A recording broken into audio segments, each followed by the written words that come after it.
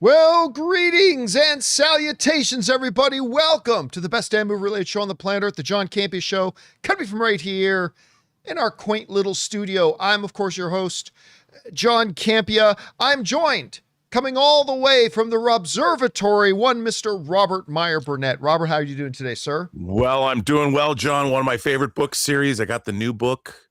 Can't wait to read it by Jonathan Mayberry, the Joe Ledger series that Chad Stileski has optioned to turn into a series. Ooh, that's interesting. I like Chad. I like him a Yeah. lot. I spent last night getting caught up on The Pit. That show is every bit as potent in season 2 as it was in season 1. I'm loving it. Anyway, guys, most importantly, of course, you guys are here. Thank you so much for being here, making our little show part of your day. And here's how today's show's going to go.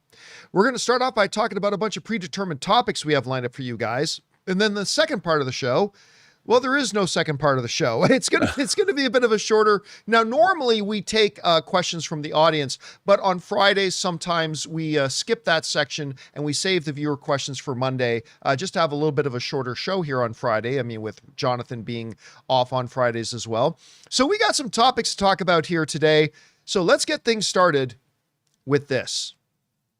You know, there's a list of about 6, 7, 8, 9 properties that I've always get told by people they are desperate to see get turned into a movie or a TV series. One of those ones is Robotech. But in that same vein, another one that gets brought up a lot is Gundam. Oh, yeah. And now we found out a little while ago that it looks like Netflix is indeed going to be giving us a Gundam live action movie. And they mentioned Sydney Sweeney is going to be part of it. But now they've just added somebody else, which is a really interesting name to me. It's an actress I've been keeping, my attention on for a bit because she thinks she's got a terrific charisma on screen. And that is, and I'm going to butcher her name, but Shioli Kutsuna has joined the Gundam series. Now, if she looks a little bit familiar, just think of the words, "Hi, Wade." She is, yes, she's, what's her name in Deadpool? Yuki? Yeah. Yeah, Yukio. something like that. Yukio, that's right. Hi, Yukio. I love her when she pops up in Deadpool. She's so delightful and charming. But even beyond Deadpool, like, there's a show I really disliked a little bit ago that Ray obviously liked. I believe it was called Invasion. But she was one of the lead people in Invasion. And I thought she was the best part of the show. She was great in that show, even though I didn't like it very much. Great in the show. I loved her character. I loved her story. I loved the way she performed it. I just thought she was really, really good. Anyway, now the people over at Deadline are telling us this. Kutsuna from the Deadpool franchise has landed a role alongside Sydney Sweeney, Noah Centineo, and Michael Mando, who of course is going to be in Spider-Man Brand New Day. He is Scorpion, I believe, in Netflix's live-action Gundam movie from Legendary, sources tell Deadline. Reps for Netflix and Legendary declined comment. Both Kutsuna's role and the film's plot are being kept under wraps for now. While Jason Clarke was also being talked about to star in Gundam, sources tell Deadline that he's since fallen off the project, which they better get a move on because apparently production kicks off in Australia next month. All right.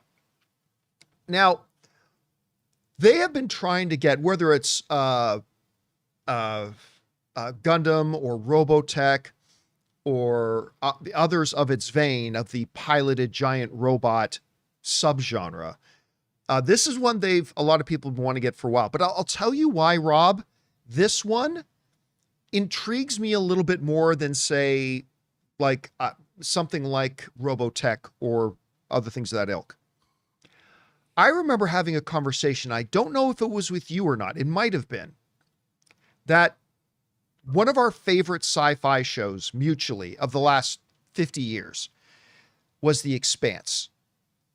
And it really did feel in many ways like The Expanse was influenced a bit by Gundam. Because, Gundam is not really about giant battle robots. It's very No. much similar in the way, like its underlying theme is kind of similar in the way to The Expanse, right? It's about Earth. It then colonizes a bunch of planets, and then there's a bunch of political tension and battling between the colonies and Earth and all that kind of stuff. It's very political. It's more character focused than one might think. And this could be really interesting. I'm hoping that this is going to be one of the first ones. They're not saying anything about it. This is just me hopefully speculating. I'm hoping this would be one of those ones that they decide to bring to the big screen. I mean, I'd want to see a Gundam on a big screen, because I'm already super disappointed / disgusted in Amazon for taking Voltron, which was supposed to be a theatrical release, and then they're dumping that on streaming, which has my boy Henry and our guy from Paradise, lead actor in Paradise, Sterling K. Brown, who I believe that's Sterling K. Brown who's in that, and they're dumping that. So, I mean, listen, even if it just comes out on Netflix, I'm looking forward to it, but I hope this will be one they might consider putting on the big screen. Anyway, Rob, you're seeing this coming together. What do you think about this? Well, John, I've been a huge Gundam fan since '79, and the thing about Gundam is it's a war story. Like you pointed out, it's about the principality of Zeon versus Earth, at least. And the thing about Gundams, here's a crazy thing. There is what's called the Universal Century timeline, and that is the main Gundam timeline. And then there are alternate universe Gundam stories like Gundam Wing or Gundam Seed. It's incredibly expansive. But the Universal Century timeline is the one, the prime, call it the prime Gundam timeline. And it's incredibly complex, and it's incredibly, like you said, it's political. It does have a big anti-war message. And everything that I've heard about this movie leaves me a bit perplexed. As in, like, what? Because the Gundams are mobile suits, and they are war machines. They're essentially tanks. The original RX-78 Gundam looks like samurai armor, going back into history. And it's just, to make a movie, like a 2-hour movie about it, is tough, because even the original Gundam series was edited down into 3 feature films. Gundam was a failed series when it began, and it found a great second life. And now, of course, Gunpla, the building of the model kits, I probably have like 20 Gundams here. I'm a big fan. So, I mean, 20 is nothing compared to like some people, but yeah, I'm a big fan. Let's put it that way. I can't wait, but this movie perplexes me. I'm like, what is this? It seems a little small that they have 3 cast members announced. Well, I mean, look, I think it's just they're only announcing the 3 cast members whose names everybody will recognize as household names, sort of thing. Right. I mean, they're a month away from shooting. I remember, this is going way back. I remember, I want to say 17, 18, 19, 20 years ago, when I was still doing the movie blog, and a story came out that I think it was Elijah Wood, who had come on board to produce and possibly star in a live action Robotech movie. Right. I think that was like 15 or 20 years ago that happened. And they have been desperately trying. Then when Transformers came out initially, people thought, oh, this will be the segue into a Gundam or a Robocross or something like that. And they never materialized. And so you know what? I wasn't Elijah Wood. It was Tobey Maguire. Yeah. And it's never materialized or came about. And, it looks like we're finally going to get. Still, I would like to see this on the big screen. Anyway, guys, question is for you. What do you think about this? They keep adding some pretty interesting looking cast to it. And hopefully this will be, now that Ted Sarandos has kind of gotten a little bit of the itch for theatrical, and they've been doing more things with theatrical over at Netflix, I'm really hoping this will be one of the things they at least give some kind of limited theatrical release to, because I would love to see this on a big screen. Whatever you guys think about it, jump down to the comment section below and let us know your thoughts. All right, guys. With that down, let's move on to this, shall we? Hands down, best movie in theaters right now is Project Hail Mary. And I just still can't get over how much I love it. You know, even last night, as Ann and I were, you know, every time we get about 10, 15 minutes before getting ready to go to bed, we'll just do some scrolling on YouTube on the TV.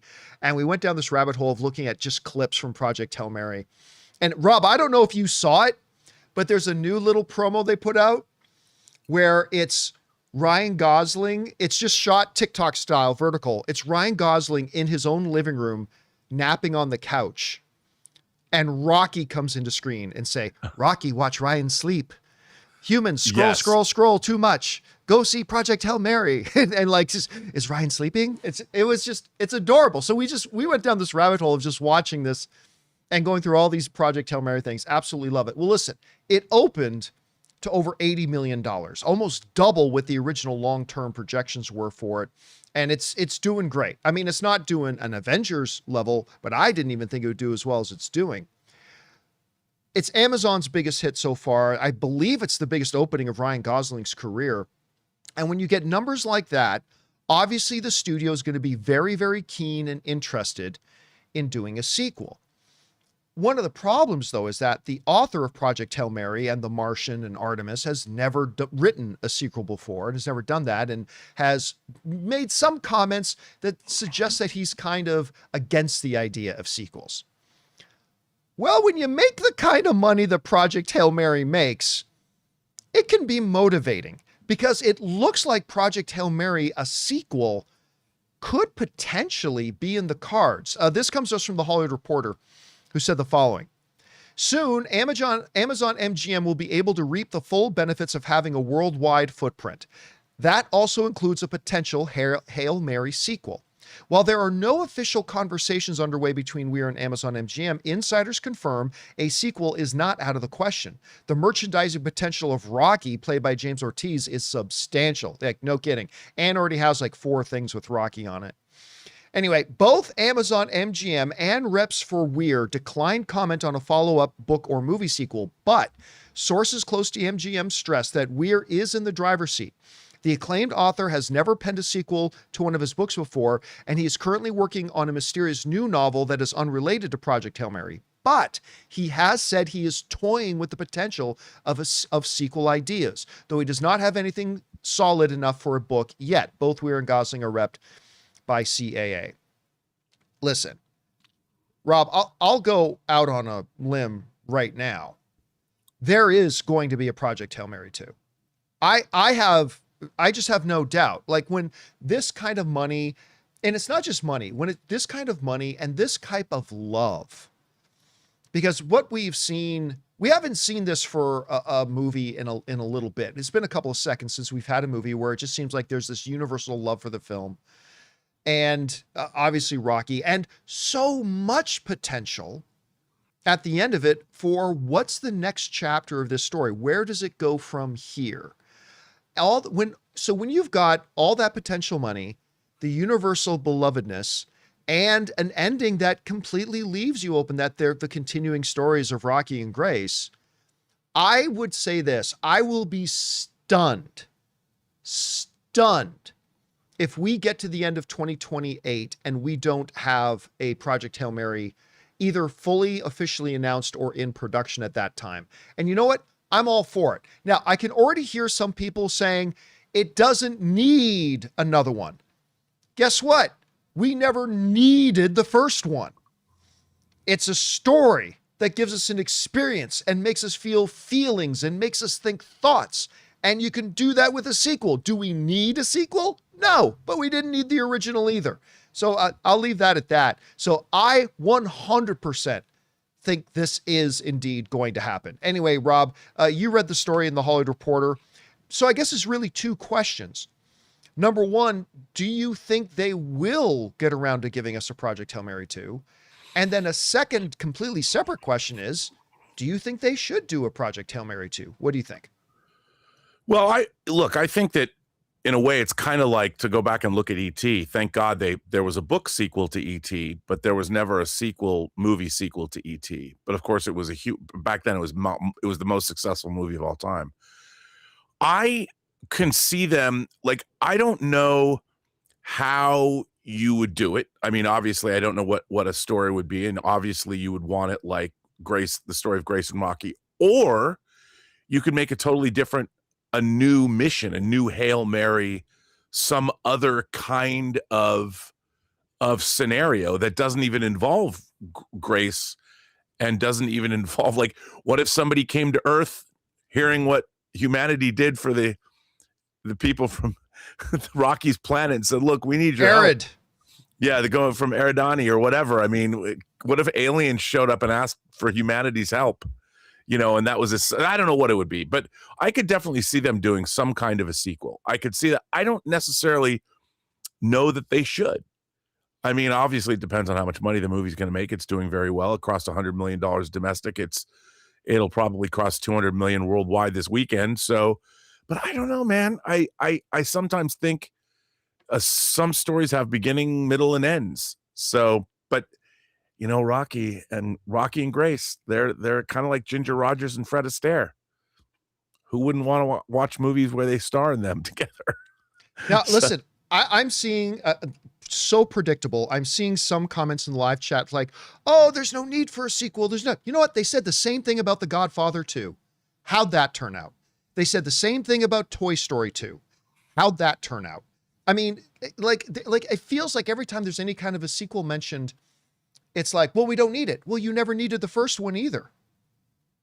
There was no need for it, but they did it. Now, and then some people say, well, don't do a sequel because there's only one book. Well, obviously they would only do another one if Mike Weir wrote another book.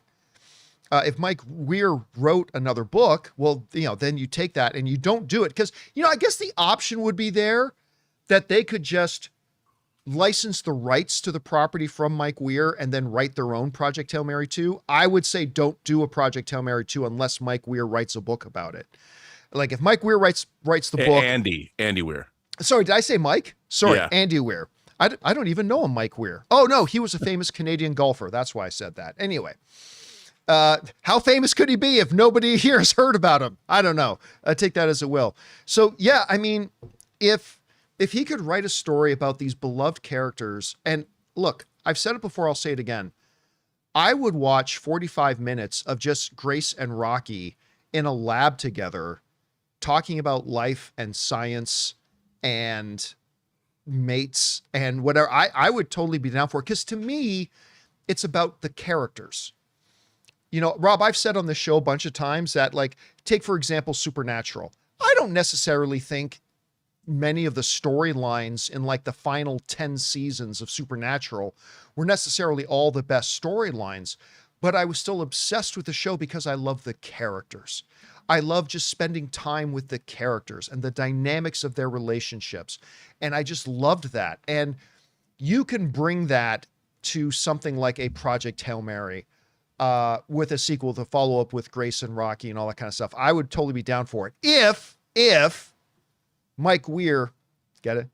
If Andy Weir actually came up with an idea and a story that became the logical flow. To me, it's Grace's journey home. It's finding the state the Earth is in. Great. The sun's got its luminance back, but there are still problems they need to deal with. Here's another one. This is one Ann and I talked about. Hey, great. Rocky Grace saves stars. You saved 2 of them. According to Project Hail Mary, all the other suns in the known galaxy were also dying. That could cause other problems. There's just so many places I think you could go. And here's the other thing. I think Andy Weir, when I watch interviews with him about this, there's something special about Project Hail Mary to him, about this particular story, that I just picked up from him that I never necessarily got from him when he would talk about The Martian, which I love The Martian. I do too. But he seems to have a connection to this story more than most, and I think he'd be opening to revisiting it. I really do. And I think it would be great if he did. That's just me. Anyway, guys, question is for you. What do you think about this? According to sources in Amazon and MGM, Amazon MGM want to do it, and Andy Weir is actually open to the idea of writing another Project Hail Mary, which I think would be awesome because it's very rare that we come across characters like Grace and Rocky, and I would love to have more stories with those characters. Anyway, guys, whatever you think about it, jump down into the comment section below and let us know your thoughts. All right, guys. With that down, let's talk about this. The sun will rise, rain will fall, you're going to pay taxes, and streaming services increase the prices of their service. These are all immutable truths in life. And Netflix has just announced they're raising prices again. This is the Hollywood Reporter is saying the ad-supported tier will raise by $1 a month, while the standard and premium plans raise by another $2 per month. They write the following. Netflix is hiking subscription prices across all its plans in its first major price increase in more than a year. The plans were disclosed on Netflix's help page Thursday. The ad-supported tier will rise by $1. Actually, let's go over and take a look at this chart. So the ad-supported tier was $8. You pay to watch commercials. I'll never understand that. I don't understand that. You pay to watch commercials. Anyway, you're paying $8 to watch commercials. Now, lucky you, you now get to pay $9 a month to watch commercials. If you're somebody who believes your time is worth something and you have like the standard plan, it was $18, not anymore. Now it's $20. And if you're lucky enough to have the premium plan, you were paying $25 a month. You are now paying $27 a month. What is not mentioned in the Hollywood Reporter story is that the charging for password sharing has also gone up. Oops. If you now are somebody who gets to share the password with somebody on the ad-supported plan, you go from $7, or you go up to $7 a month, which is up $1. And if you are somebody who is using the ad-free plan, you're now up to $10 a month, which is also up by $1. I want to put this into some perspective for you. See if I can just double check and find this. In 2021, let me bring this screen back up here. So ad-supported $9, standard $20, premium $27. In 2021, the basic ad-free, because remember back in 2021, it was all ad-free, was $8.99. You had a standard ad-free Netflix plan for the same price that you now tomorrow are going to be paying for a plan that includes commercials. What was known as their standard plan at the time, the standard now ad-free, while today it is now, or as of today is now $20, just 5 years ago, 2021, that price was $14. Now 20, it was 14 just in 2021. The premium, which is now $25, $25 in 2021 was $18. $18 just in 2021 alone. Now, of course, what the folks at Netflix will tell us, and there's truth to it. Don't get me wrong. There's absolutely truth to it. Is, cost to create content goes up. Netflix is saying in 2026, they are going to spend $20 billion in content. $20 billion they're going to spend in content. We also have the Gina Carano Ronda Rousey fight coming that they've got to pay for. So they'll say that when we feel we have increased the quality of the channel, we will increase prices, which is not an unreasonable assertion. But let me ask you something. From just 2021 till now, has Netflix gotten $7 a month better than it was just in 2021? I contend it has not. I think it's a little bit better than it was in 2021. I don't think it's $7 a month better than it was just in 2021. And here's where it really starts to pinch your testicles. Netflix is kind of the bar setter. So once Netflix does this, you know that every other streaming service is about to match. Because they all want to stay $4 below Netflix. And if Netflix goes up a couple bucks, they're all going to go up a couple bucks. Rob, I still remember the first time, it was a few years ago. I still remember the first time when I added up all my streaming services and I was paying like over $75 a month. That same thing now is getting close to $115 a month. And I always think back to when streaming was just in its very, very early infancy. It was really more still just an idea. And everybody said, it's gonna be glorious. We're gonna have all this choice and it's gonna be a fraction of what cable costs us. And I bought into that hype. And I remember getting into a debate with somebody who said, you guys are idiots. You know, once this all streaming comes, it'll start. It's like a drug dealer giving you your first bump of cocaine. It's going to be cheap at first, but very quickly, it's going to be just as expensive, if not more expensive, than cable. And then people like me said, nah, you're just being salty. You're just being salty that the old model's being done away with. Well, here we are. Who looks foolish now? And listen, I get it. We get a lot of content for what we get on Netflix. We really do. There's a lot of content. A lot of it's crap, but there's a lot of good stuff on Netflix too. But man, this idea, we are now closing in on, like, if you want to get the premium one, we're closing in on $30 a month for this thing. And you know what? Here's the real big problem. When you get as big as Netflix, when almost everybody you know has Netflix, they honestly get into a position. I'm not saying they're doing this. I'm just saying you could be in a position where you go, yeah, we're going to raise it by $10. What are you going to do about it? What are you going to do? Cancel? Be the only one of your friends that doesn't have Netflix? I don't know.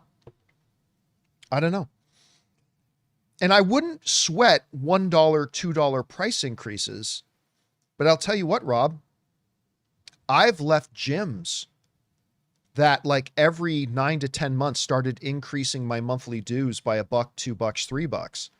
It's like, because that really quickly starts to add up. Again, just like I said, just from 2021 till now, we've gone from $18 to $27. So what's it going to be 3 years from now? I wish there was some kind of commitment from streaming services to say, look, I get it. As time goes on, inflation goes up, prices go up. They're going to have to adjust prices as we go. I get it. But getting these types of price increases, 5 to 10% every single year, is not sustainable. So I don't know, Rob, you saw the article, Netflix increasing the prices. You heard their justifications for it. They're not, by the way, their justifications, Rob, are not completely unreasonable. They are spending more on content. They're going to spend $20 billion a year this year on content. They are the biggest game in the town. I'm not taking any of that away from it. I just feel like 5 to 10% price increases every single year, or what feels like every single 9 to 10, 11 months, isn't sustainable. I don't know. What do you think about this whole thing? Well, look, I mean, obviously, we've been talking about this now for years. It's sort of inevitable, but what the real problem, John, is not just Netflix and streaming services, it's everything else. I still use Wirecast to do my own YouTube show. Wirecast, I bought my software. They have now converted over to a subscription only service. Oh, I didn't know that. I used to use Wirecast too. Yeah, I turned you on to Wirecast. You turned me on to Wirecast. I didn't know they went to a subscription service. They went to, and so it's every year you either pay $99 a month or $600 for the year. Now, I paid $600 to buy the software, and I've been using it, but you don't have a choice. Mine converted automatically. My software converted automatically. So it's time to go to OBS, brother. It's time to go to OBS. I'm telling you, I know. And I'm just like, how does that happen? And this is happening all across the board. My Adobe Creative Suite for my editorial software, they're charging for every AI programs. You want to use Opus AI or Opus Cut, whatever.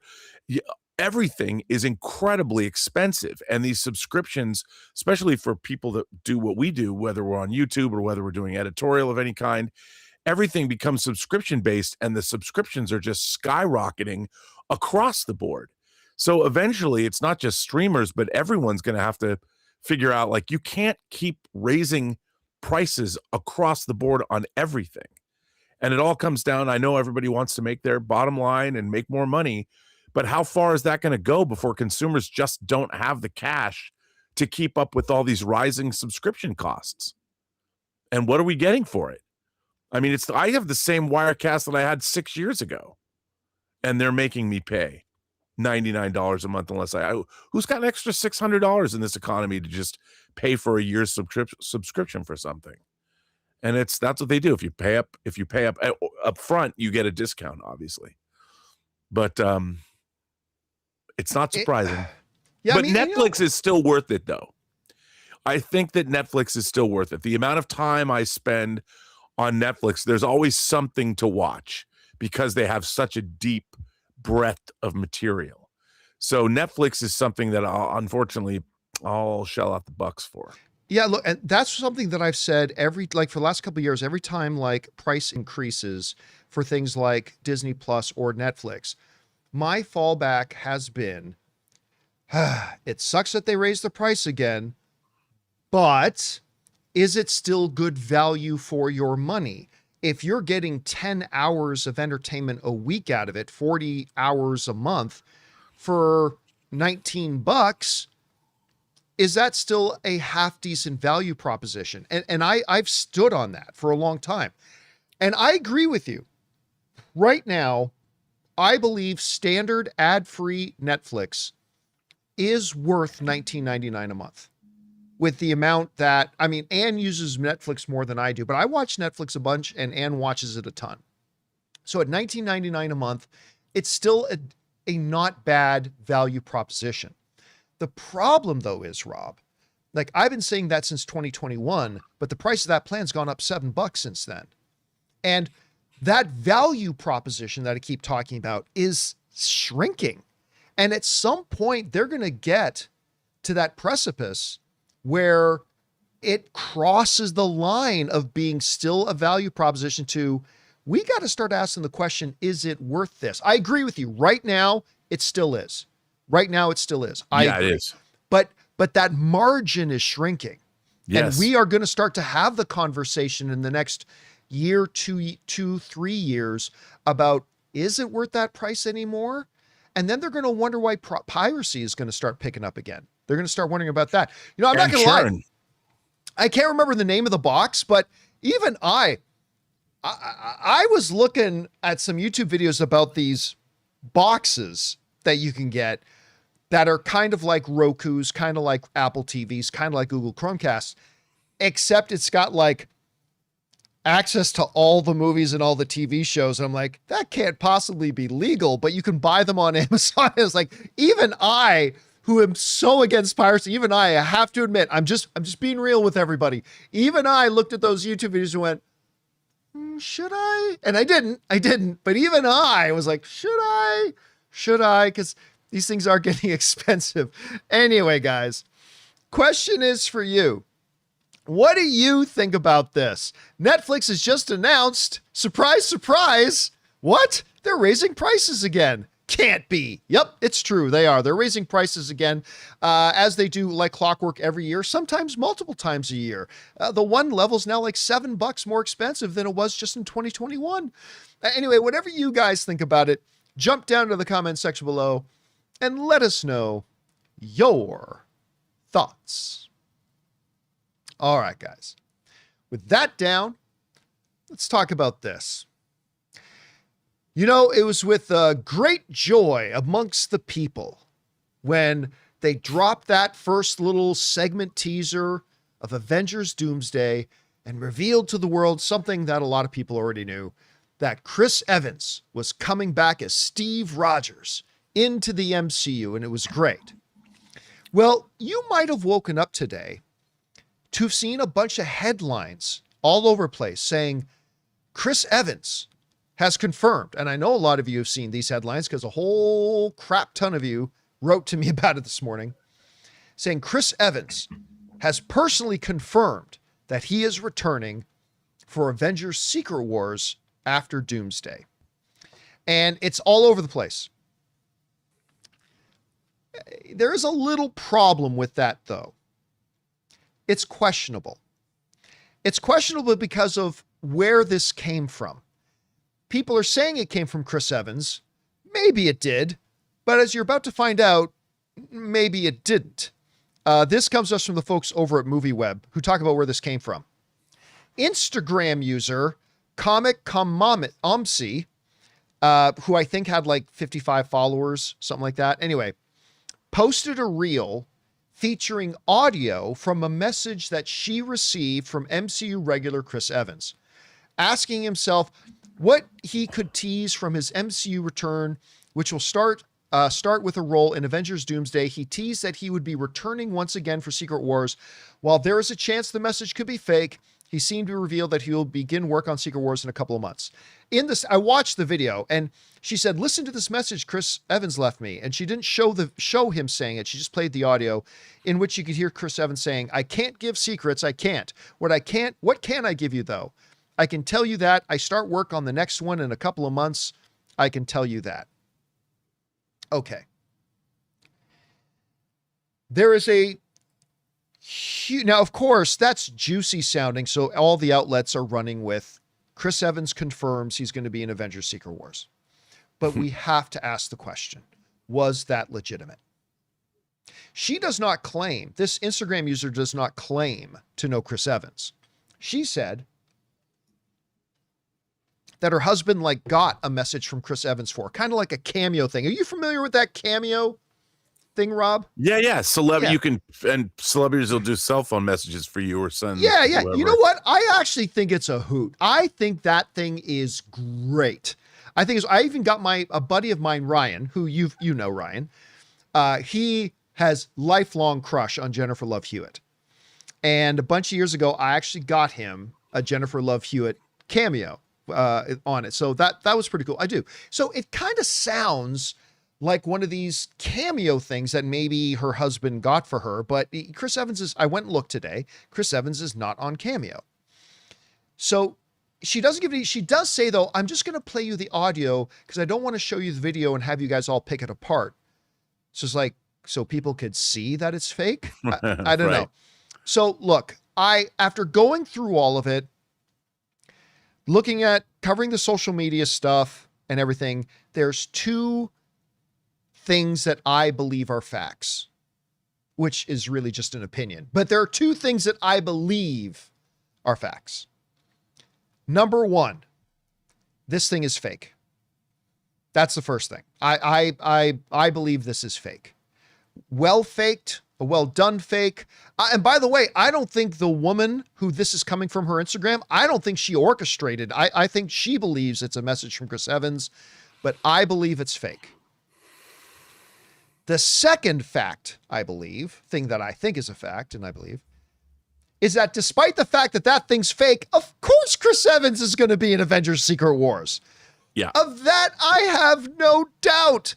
I have absolutely no doubt that the beating heart and soul of the MCU, Chris Evans as Steve Rogers, is absolutely going to be back. Again, I think the messages lady got was fake. I don't think she's fake. I just think the message she got was fake. And maybe I'm wrong. I don't know that for a fact, but my belief is that that was a totally fake thing. And so all these headlines, I think it's inaccurate. However, the end result, like somebody could come to me and say, oh, I don't know, Jesus told me that the LA Dodgers are going to win the World Series again. Well, I can think that's complete nonsense and yet still believe that the Dodgers are going to win the World Series again this year. So, I mean, that's kind of the situation for me. I don't think this headline is real. However, I do think the underlying truth of it, that Chris Evans will be back in Secret Wars will. Because Rob, you and I know very, very little, if anything at all, about Secret Wars other than what we know about the comics. Yeah, I mean, like I told you, I reread the Omnibuses Recently. But I don't think either you or I have any doubt whatsoever. Like, why would you bring back Chris Evans as Captain America in Doomsday, and then the true showstopper, Secret Wars, you don't have him in that? So I can't believe. So 2 questions for you. Question number 1, do you think this voice message from Chris Evans is legit? Question number 2, regardless of the legitimacy, do you think Chris Evans will be in Avengers Secret Wars? Start with question number 1. Well, it's a little dubious. The origins of this message are a little dubious. Like I need more context if you want me to believe it.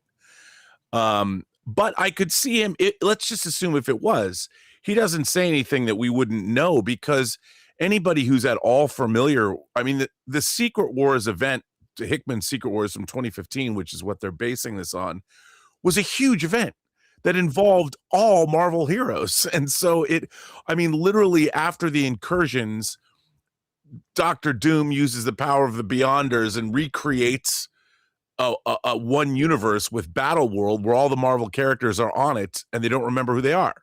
Although a few do. And it's all of that story. So why wouldn't he be in it? I would think that everybody is going to be in Secret Wars. And why bother introducing Chris Evans as Captain America if they're just going to abandon him in their moment of need, which is what happens in Secret Wars. I'm really curious. I'm more curious to see how they handle that. Like, I'm really curious how they handle Secret Wars. I don't know how they're going to do it. It's going to be really interesting.